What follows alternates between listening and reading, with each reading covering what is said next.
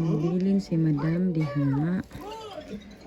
Ah, day 3. Oh, rest, supposed rest, but todo pa na.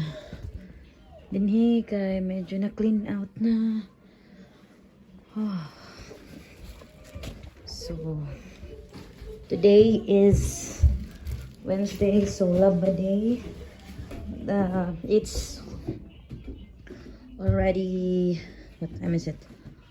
Oh, 3:35. So ganina ra ni akong linabahan, wala na karon pa nako. Karon pa nagpabiya si Madam. So this is the labahan. Maglimpyo ta ko diri na wasan ako ati sa limpyo. But mauna akong buhat while naglaba, nakatan-aw sa CCTV sa taas kana. But na parking na ko ang sakyanan, na transfer na ko diri. So medyo dira man ta na siya sa tubangan. So gibalhin na nako siya here.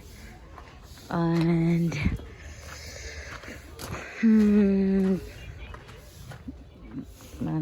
the plan for this koan is to sort of some things, yeah. O then ako ang para makarest, but it's not really napadiri o pilunon pa na. I haven't rested niya kani isud ni nako dinhi para ipa-laundry. So our household is better now.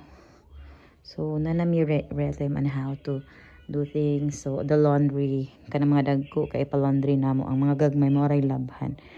And nakabalik na ko sa ako ang pagpanglaba, and then ang ako na lang gid is mag-find time to ngitaw gyaya ni Anyana. And then hopefully on Friday okay ra ang ako ang pa-check up. And yeah, so back to the laundry.